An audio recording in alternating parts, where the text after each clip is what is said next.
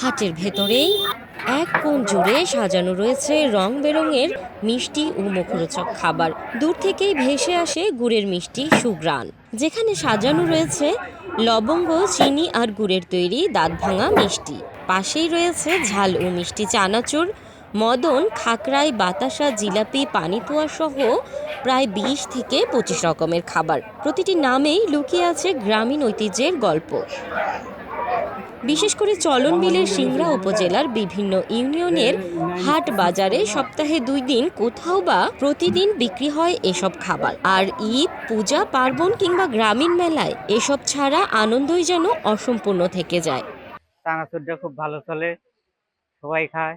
বোয়ালি বাজার করি, রান্নাঘাট করি, মদন বেশি, জিলাপি, খুরমা, লাড্ডু, বিভিন্ন রকমের মিষ্টি, জিলাপি, ঝালের জিলাপি। বাপদাদার ঐতিহ্য থেকে আমরা এগুলো ব্যবসা করে আসতেছি। আমার দাদা বিক্রি করছে, আমরা করতেছি, আমার বাবারাও বিক্রি করছে। এক্সট্রিম মশার কয়েল প্ল্যান্ট ফাইবার দিয়ে তৈরি, ডেঙ্গু, চিকুনগুনিয়া বাহি সহ যে কোনো মশার বিরুদ্ধে দেয় এক্সট্রিম সুরক্ষা। চলন বিলের হাট মানেই শুধু বাজার সদাই নয়, সাথে থাকে রঙিন কাগজে মোড়া বাতাসা কিংবা গুড়ের খুরমা। নিজেদের প্রয়োজনীয় জিনিসপত্র কেনার পর পরিবারের সদস্যদের জন্য অবশ্যই কিনে নিয়ে যান খাবারগুলো স্থানীয়রা। রনবাগা হাট বাজার করার পর এইসব সোদাবাতি, এই মুখরুচি, এই বাদাম, এই খুরমা, চানাচুর, নিমকি, জিলাপি, এইসব আমরা বাচ্চাদের জন্য নিয়ে যাই এবং নিজেরাও খাই। বছরের পর বছর এভাবেই টিকে আছে চলন বিলের এই মিষ্টান্নের ঐতিহ্য।